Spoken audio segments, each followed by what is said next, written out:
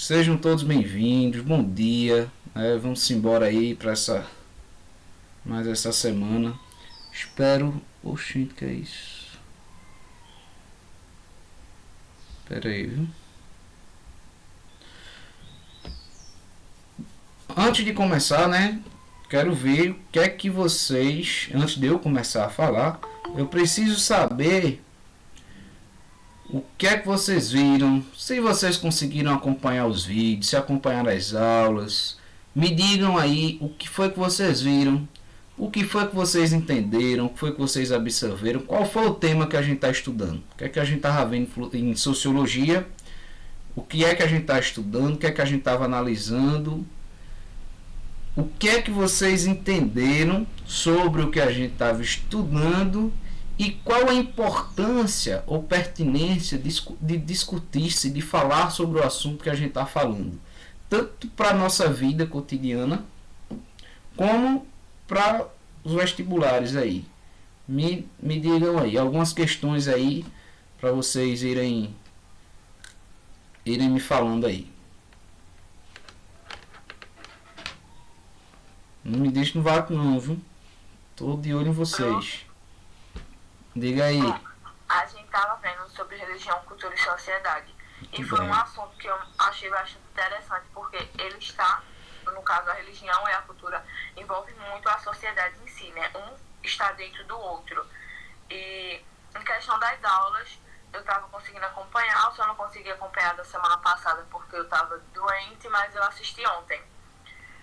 Porém, é um assunto bastante interessante que eu acho que tem tudo a ver com o momento que a gente está passando, com isso de estar em quarentena, porque por mais que a gente esteja de quarentena, a gente acaba tendo que seguir um pouco com a rotina, mesmo que de uma maneira diferente.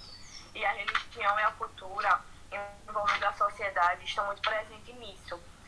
Achei bastante interessante a aula da semana passada, eu só pude assistir ontem, como eu disse, mas foi algo muito interessante em questão da... eu até anotei as partes que o senhor tinha colocado no slide. Por exemplo, essa foi uma parte que me deixou bastante interessada. Podemos dizer que a religião é um conjunto de crenças que são seguidas por uma grande massa de pessoas que, de acordo com seus ensinamentos, doutrinas e costumes. Além da religião, também existe a religiosidade. Bom, a questão disso, do senhor diferenciar a religião da religiosidade, foi algo que eu achei bastante importante, porque, como o senhor disse, por mais que as pessoas não acreditem em Jesus, não acreditem em Deus, elas acabam trazendo consigo a sua religiosidade, o que elas acreditam. Acho que é algo muito importante da gente saber diferenciar e não julgar o outro pela sua decisão, pela sua religião, pela sua cultura ou pelo que ele acha da sociedade. Eu acho que é algo muito importante para quem está querendo fazer vestibular, esse assunto. Ótimo, obrigado, Aline, pela sua fala, pela sua contribuição. E você destacou uma coisa muito importante aí: anotar, tomar nota. Anotar vem de fazer notório, né? É muito importante, ao vocês estarem assistindo as videoaulas, ir anotando, fazendo um mapa conceitual, um resumo, fazendo algumas questões, perguntando algo que ficou em dúvida aí, para trazer para essas aulas ao vivo, né? Eric, que chegou depois, seja bem-vindo, bom dia. Eric, eu acho que o pessoal aí vai poder confirmar. A gente estava dizendo, a gente vai esperar Eric entrar porque ele vai ser o próximo a falar, né? E aí a gente estava justamente falando aqui sobre o que foi entendido, compreendido da aula, o que foi que vocês entenderam, quais são as dúvidas, sobre o que a gente estava tratando. E aí tu era justamente o próximo da fila na hora que tu entrou. Fala aí.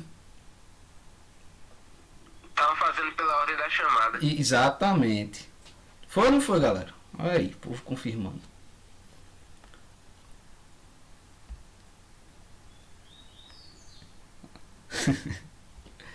Vamos lá, gente. Quem mais? Além de Aline, a Natália escreveu aqui.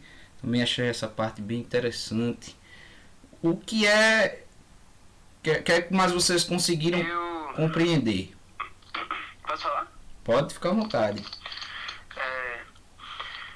Eu eu achei bastante interessante esse tema. Eu acho que foi um dos temas que eu mais, assim, consegui entender, até porque não é uma coisa muito distante de nós, né? Essa questão da religião. E eu achei massa quando, eu acho que foi numa das primeiras aulas que o senhor falou assim, se a gente parar para observar, essa questão da religião não é de agora. Ela já está presente desde quando, eu acho que desde quando nem se contava história ainda, né? A pré-história. Que eu me lembro de uma aula de história que a gente via que eles tinham, como é que é o nome daquele professor que eles escrevem nas paredes? As gravuras, pinturas rupestres. Como se fosse uma pintura rupestre. Isso. E essa pintura rupestre tinha a imagem de que eles chamam de deusa Vênus, que é tipo a deusa da gravidez e tal. Então isso já mostra que mesmo numa sociedade que não era tão avançada assim como a nossa, eles já tinham essa coisa dentro deles que fazia eles se voltar para a religião para explicar questões fundamentais, né? Tipo, como se fosse a gravidez, o amor, alguma coisa assim.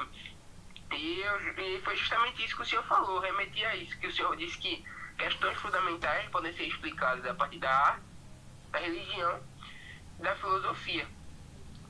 E eu achei muito massa o senhor da religião, cultura e sociedade, ao mesmo tempo que está dando filosofia medieval, porque aí eu acho que uma complementa a outra.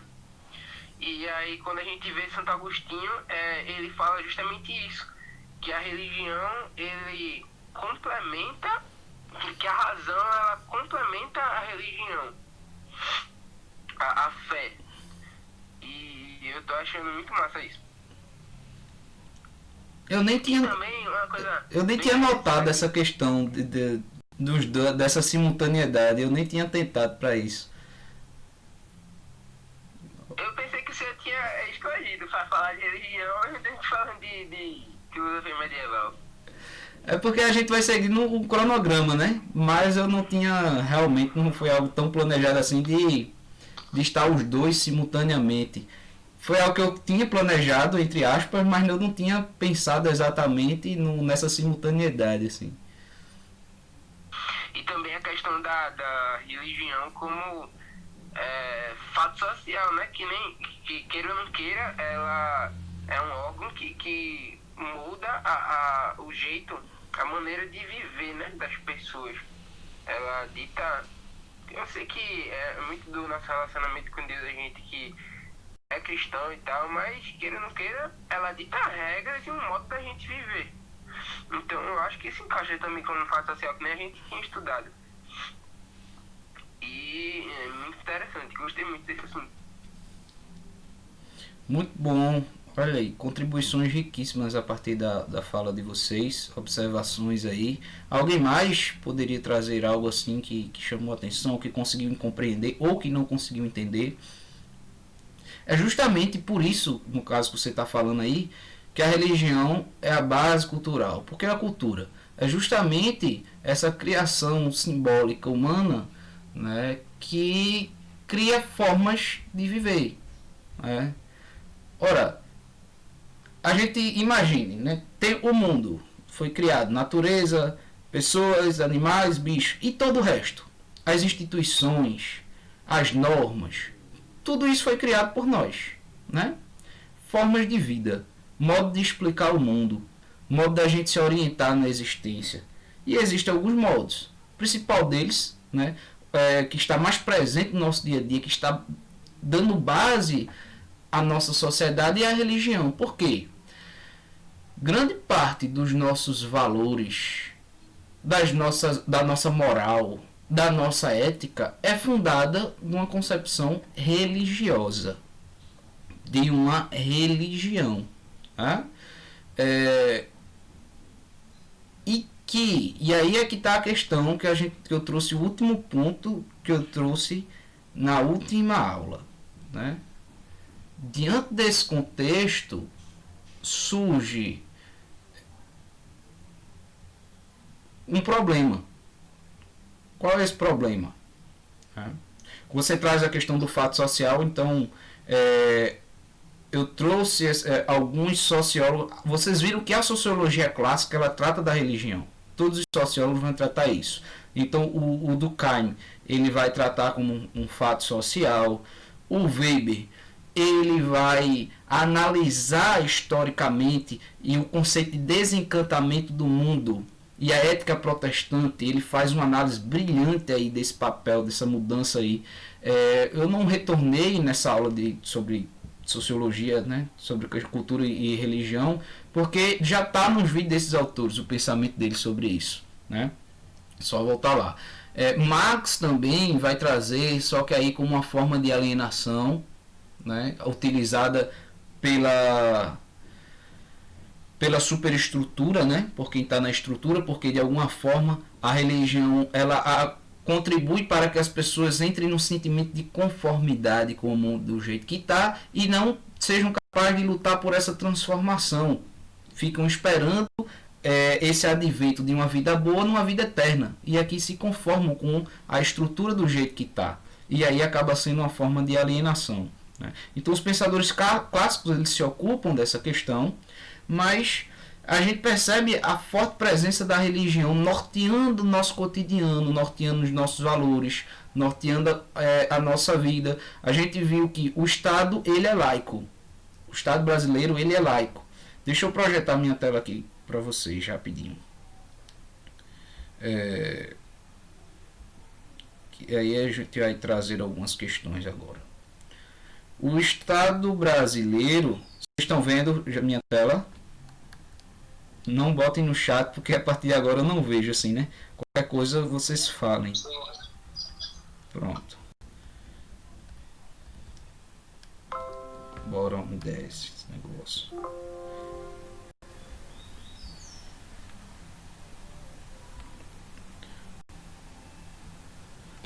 Nós vimos que o Estado ele é laico, mas o fato do Estado ser laico não quer dizer que ele é ateu, que não possui religião, que ele não possui crença, não é religioso. Pelo contrário, nós temos aí uma diversidade religiosa muito grande. E o que é a diversidade? Essas várias formas de crenças, essas várias religiões e várias religiosidades, né? Inúmeros tipos de religiosidade também, formas de crença, que dá origem também ao sincretismo. Vocês conseguiram compreender o que é o sincretismo? Não, professor. O senhor pode dar uma explicadinha? Sim. Sim. Veja, o que é o sincretismo?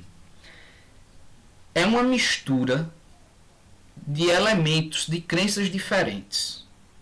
Você tem na formação do povo brasileiro, por exemplo, você já tinha aqui os indígenas, e eles já tinham sua religiosidade própria. Chega aqui os europeus, os portugueses, né? Católicos.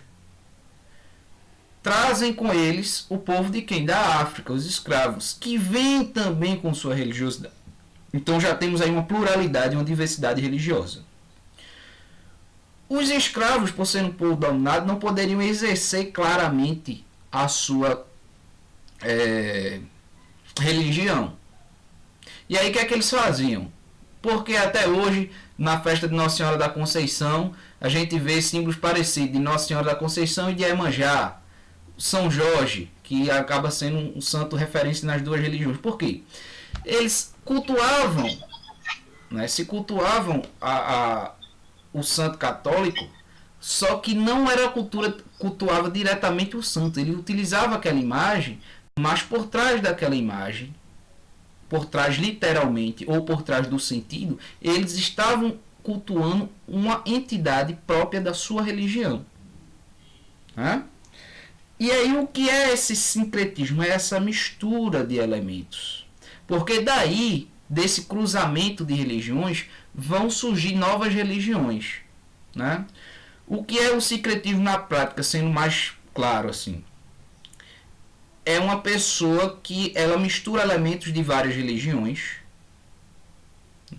na sua prática de fé. Então, por exemplo, hoje é terça. Hoje eu vou para o centro espírita e na sexta eu vou para um terreiro de candomblé. No sábado eu estou no culto. No domingo eu vou para a missa. Então há pessoas que fazem essa mistura. Na Bahia, por exemplo, há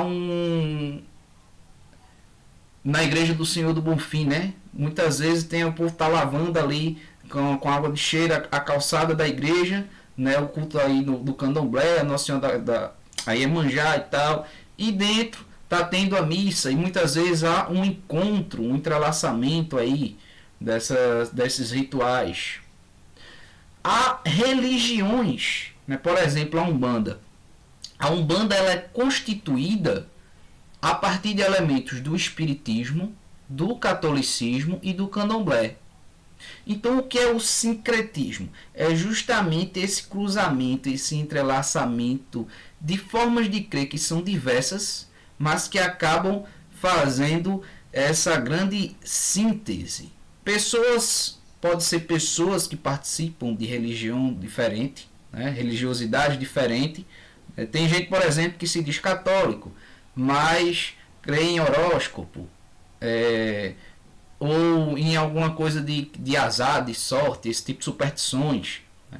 Então você percebe aí um cruzamento de crenças que a princípio, conceitualmente, divergem. No entanto, as pessoas conseguem fazer essa soma aí, essa mistura. E próprias religiões que somam esses elementos e acabam condensando numa coisa só, como eu citei o exemplo da Umbanda. Né? E isso parte desde a origem, desde o berço, né, do nosso país, onde os africanos tiveram que mesclar esse elemento para poder manter a sua fé, para poder manter a sua identidade cultural, manter essa sua crença. Eles tiveram que misturar, como eles eram um povo dominado, eles tiveram que misturar isso para permanecer, para manter a sua religiosidade. Né? O próprio cristianismo, quando ele não era uma religião dominante, por exemplo, no Império Romano, o cristianismo no início, ele era minoria e era perseguido, né? Depois, quando ele toma o poder, depois quando ele ascende, né, e se torna, não sei se uma maioria, mas aí se torna a religião oficial do Império, ele acaba cristianizando alguns traços culturais, religiosos de outras vertentes que eram dominantes ali para poder introduzir a sua cultura. Por exemplo, o dia do Natal, 25 de dezembro, não é exatamente o dia que Jesus nasceu, né? Mas é uma festa que é colocada porque era no mesmo dia do Deus Sol, do solstício de verão, que era um deus pagão, onde o povo romano cultuava. E o cristianismo ali, o que é que faz? Vamos colocar o dia do nosso grande sol, da nossa grande luz, que é quem? Jesus. E aí colocam a data do nascimento de Jesus no dia 25 de dezembro, justamente para fazer essa readaptação, essa conversão do povo de algum sentido. Então o sincretismo é essa mistura aí que vai sendo feita para manter a sua religiosidade, que dá origem a novas formas de crença e vai misturando elementos de crenças distintas. Gente, ficou claro? Deu para entender? Deu, professor. Pronto, beleza. Mas eu abri um parêntese grande e não voltei, né? Quando eu falava de um problema, qual era o problema? Veja, se a religião está na base da nossa sociedade, se ela muitas vezes contorna os nossos comportamentos, no entanto, a gente vive numa sociedade que é plural, que é diversa, que não é uma única cultura, mas a gente tem um pluralismo cultural muito grande e junto com isso uma diversidade religiosa muito grande. E aí o que é que acontece? Se o rito religioso, se as crenças religiosas regem nossos comportamentos, nossos valores, nossa forma de ver o mundo e de agir no mundo, quando eu tenho essa diversidade, muitas vezes isso entra em choque. Por quê? Porque nem sempre nós temos a capacidade de lidar com a melhor forma com aquilo que me é diferente. Né? E aí, o que é causado muitas vezes? A intolerância religiosa. E aí é um problemão atualíssimo. Apesar de ser atualíssimo, não é novo, é antiquíssimo, e que é algo muito discutido e que pode vir nessas provas de vestibulares a qualquer momento. E aí eu digo que esse assunto ele tem um duplo objetivo, né? Uma formação, pelo menos na formação que eu acredito, não é preparar vocês, eu não quero preparar vocês para fazer uma prova. Eu quero ajudar na formação de vocês e contribuir para que vocês sejam cidadãos, pessoas, sujeitos que deem o melhor de si para que essa sociedade seja cada vez melhor. E para isso aqui, o que é que a gente faz? A gente conhece algumas coisas, se conscientiza sobre algumas coisas para que a gente possa cada dia tentar ser uma pessoa melhor. Porque não adianta você passou, vai ser um médico, um advogado, um artista, um empreendedor, seja lá o que for. Não é o que você vai ser, mas é o tipo de pessoa que você vai ser que está em jogo, né? E aí trabalhar essa questão de tolerância e intolerância é justamente trabalhar esse tipo de pessoa que queremos para uma nova sociedade, para essa renovação social. E além dessa formação de fato humana, pensando na pessoa, como consequência nós temos aí, vocês têm esse objetivo dos vestibulares. E esse tema acaba sendo um tema recorrente, que já foi tema inclusive de redação, e não faz muito tempo, não sei se vocês lembram, né? Mas foi um tema de redação há pouco tempo, caminhos para a tolerância no Brasil, né? E é o que a gente está tratando aqui agora. Diante dessa diversidade religiosa, cultural, acabamos por ocorrer no mundo inteiro, né? A gente vem acompanhando questões de intolerância, e aí não só religiosa, mas também racial, entre tantas outras coisas. Tudo bem até aí? Tranquilo? Tranquilo. Alguém pode ler aí? Leio.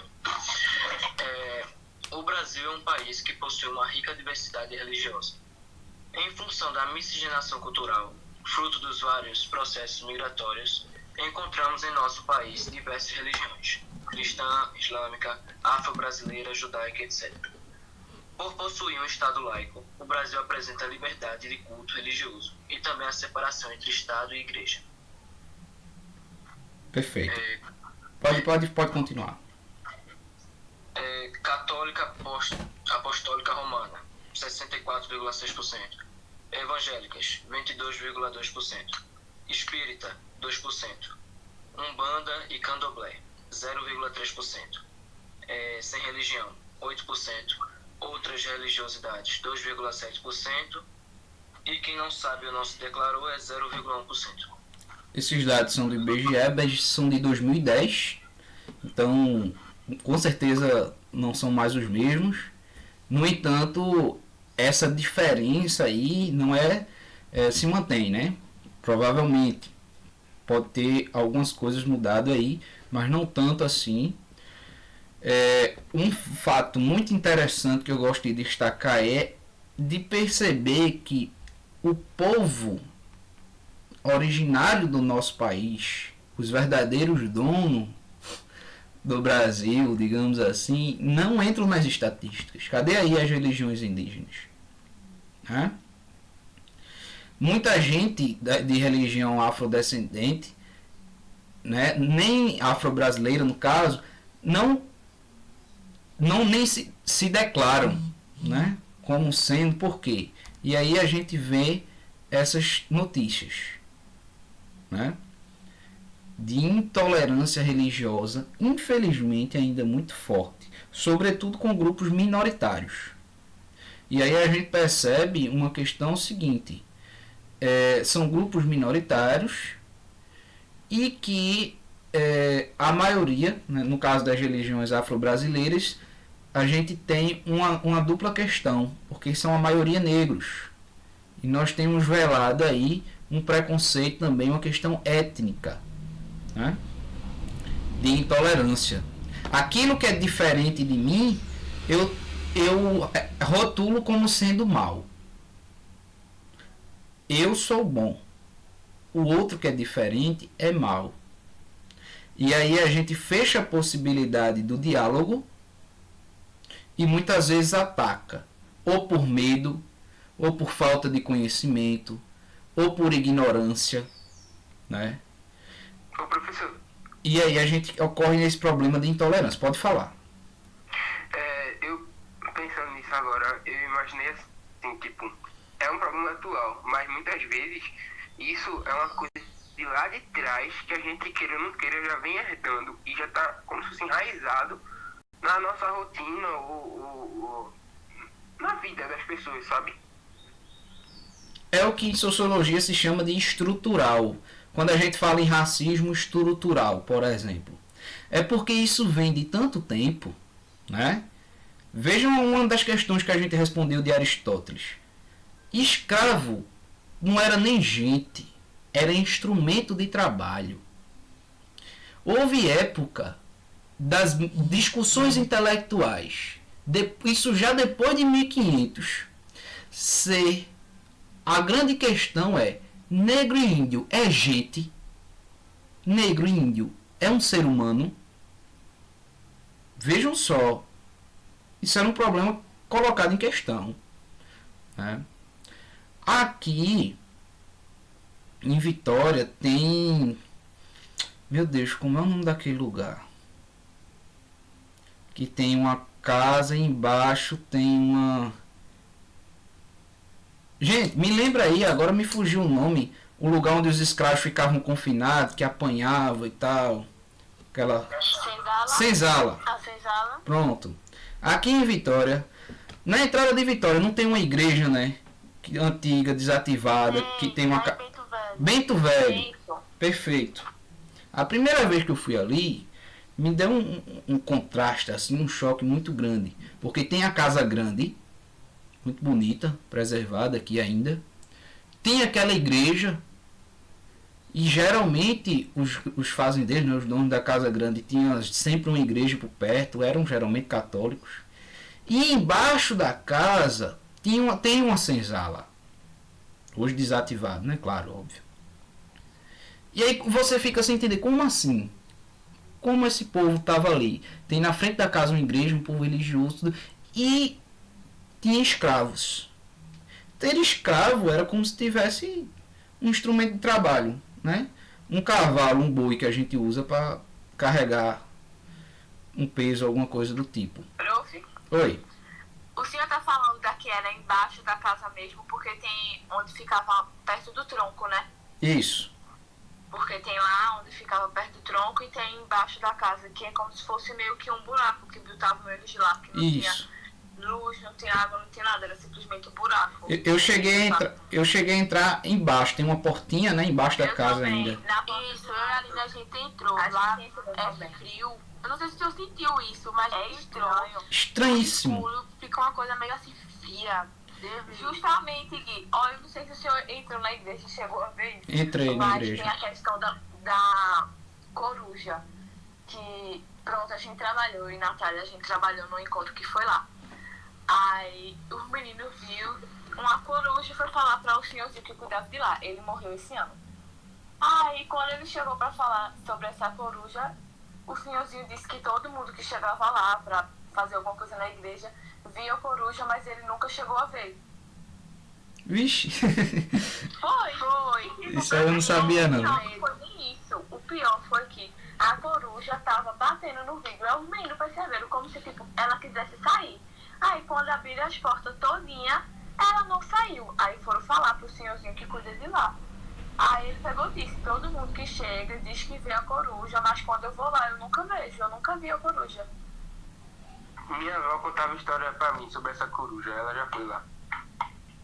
E eu ficava com medo do caramba. Ela existe mesmo. Guilherme, eu trabalhei no encontro lá. Eu Professor, misericórdia. Teve uma hora eu ali no altar, porta aberta, porque do lado dela tem um cemitério, do lado da igreja. Aí a gente ficou na parte de cima, dos dois lados tem porta. Tipo, no lado do cemitério não tem, mas eu tem do nada. Só a porta se bateu. Eu e a Aline, a gente não ficou normal, não. Professor, Meio do tudo lado aberto, olhando, aí o meio. no meio da mista, quase que eu me cagava. que susto. Professor, e a porta ficava batendo. E o menino que tava na bandinha, eu, por favor, gente, fecha essa porta. Porque eu não ia só levantar pra fechar a porta, né? E o menino rindo de mim, de Natália, professor. Foi mesmo. Eu perdi o meu brinco lá. Quem disse que eu queria deixar o meu brinco lá, professor? Eu andei tanto aquele lugar atrás do brinco. Não encontrei. Estavam com medo de companhias diferentes. Agora o senhor entrou no cemitério? Não, só no daqui, do Maués. Eu entrei lá, prof, no cemitério de lá. É do lado da igreja, né? É uma portinha. Aí tem as catatubazinhas e aqueles coisinhas que botam da data que nasceu, da data que morreu. Olha, antigo aquilo ali, viu? Tem gente 1700 e pouco, 1800. Misericórdia. Tu chegou a ver algum desses vivos? Não? Tu lembra de alguns? Ah, não lembro. Esqueci de todos. Mas... Agora eu tenho foto. Arthur viu. Se a gente perguntar Arthur, ele sabe. É verdade. Não. Ô, gente, agora vejam, por que eu trouxe esse exemplo? Vejam que contraste, né? Um povo que está ali na igreja, mas que embaixo cria escravos. Então, como o Guilherme falava, esse preconceito, essa dominação, esse racismo, essa intolerância é algo que vem porque é estrutural, porque acaba estando na estrutura, ou seja, na base da nossa sociedade, e a gente foi construindo, digamos que a nossa sociedade hoje seja uma grande casa, que a gente construiu nessas bases, nessa estrutura de dominação, de intolerância, de racismo, de preconceito, e que hoje são grandes lutas. Isso contra a mulher, em relação à mulher, isso em relação ao negro, pessoas, questão aí de gênero que a gente pode trazer, que podem até não ser minoria em quantidade, mas em representatividade sim, né? A mulher, por exemplo, ela não é uma minoria em quantitativa, mas em representação, ou seja, nos grandes cargos, na mídia, nos lugares que se ocupa de destaque, ainda é, né? E aí, o que é que acontece? Essa questão da intolerância, ela é muito presente, sobretudo com essas religiões minoritárias, tanto em quantidade como em representatividade, e que causam um problema muito grande, né? E aí a gente pode acompanhar discussões briga por conta de religião, tanto no nosso dia a dia. Provavelmente vocês já viram alguém discutindo aí por conta de religião, e daí surgiu até o ditado, né? Futebol, política e religião não se discute, né? Provavelmente já escutaram. Oi. Eu lembrei do negócio. Falando de futebol e religião, não sei se é verdade, eu vi em algum lugar, que eu não lembro. Parece que foi alguém que me contou. Você sabia que na Argentina existe uma religião que adora Maradona como Deus? Sério, velho? Na moral, eu fiquei com doideira do caramba. Mas parece que é verdade. Isso eu não sabia. O que eu sabia... É como se ele fosse Jesus, alguma coisa assim. Minha gente. Mas enfim, é isso, veja. Eu fiquei sabendo esses dias que tem uma religião onde é o pasterianismo, alguma coisa do tipo, onde o Deus é o macarrão. É um Deus que tem olhos como almôndegas. É sério. E existe adeptos, vários adeptos já no mundo, né? E assim, é algo pra gente surreal, estranhíssimo. No entanto, existe uma coisa chamada liberdade, né? Se está garantido aqui na nossa Constituição a liberdade ao culto, o Estado ele é laico. E o que é o Estado laico? Não é um Estado sem religião, pelo contrário, ele apresenta uma diversidade religiosa, mas justamente por apresentar essa diversidade religiosa, ele não pode ter uma única religião.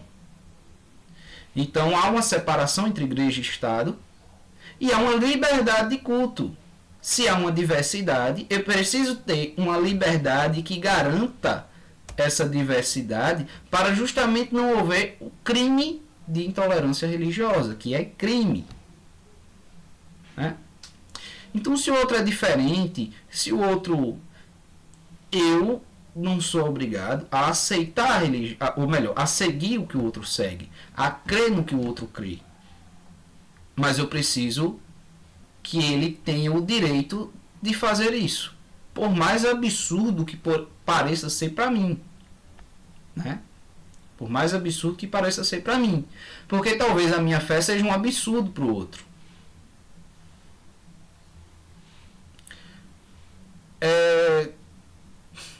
Não vou falar isso agora, não. É preciso haver essa garantia do respeito, né? Precisa haver essa garantia da diversidade, sobretudo numa sociedade democrática. Para a democracia acontecer de fato, é preciso que eu tenha garantido isso. Tá? Vou passar 2 vídeos aqui rapidinho para vocês, né, que falam um pouco, um sobre diversidade e o outro sobre a questão da tolerância. Se tiver muito alto, muito baixo, não estiver dando para entender direito, vocês falam, tá bom?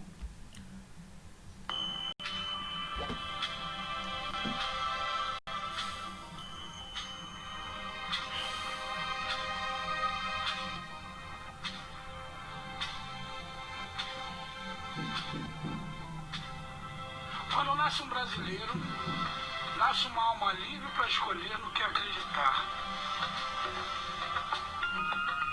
Você tem direito de manifestar a sua fé. Você tem a liberdade de crença. E o direito de não crer em nada. Esta escolha é sua. Aos brasileiros, cabe apenas o respeito à sua escolha. Porque a liberdade é como a fé. Deve ser cultivada e protegida. Você faz isso.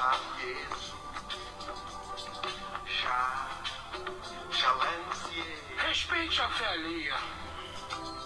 Lute pela paz de cada um. Proteja a integridade física e moral de toda e qualquer instituição religiosa. Aceitar a espiritualidade de cada brasileiro é um exercício de cidadania. Respeitar outras religiões é o seu dever. A riqueza do nosso país tem que estar no respeito a toda e qualquer diversidade. Eu sou Arlindo Cruz, sou filho de Xangô, sou filho da Dona Araci, sou filho do samba, mas acima de tudo eu sou filho desse país.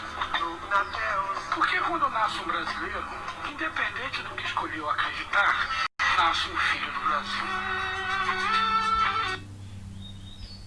Só aproveitar e já colocar o outro, que é rapidinho também.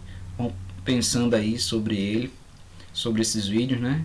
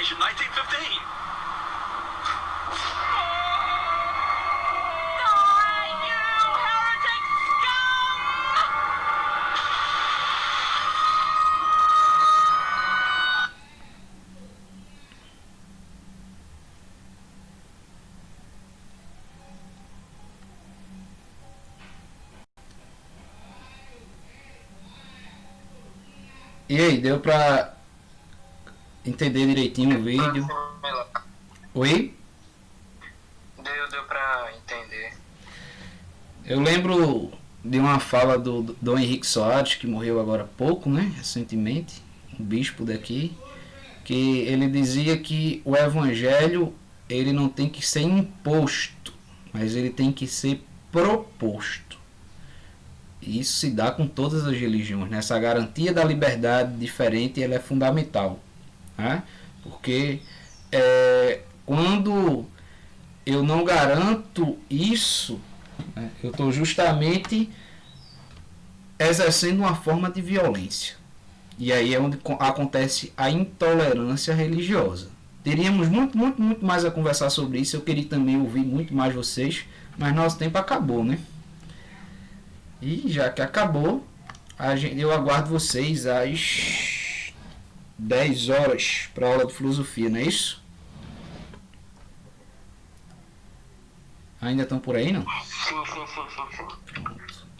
Beleza, então. Mas que fique aí essa reflexão, que fique aí algo pra gente, essas coisas aí pra gente pensar, né? E depois a gente continua. Certo, gente? Até daqui a pouquinho. Até mais.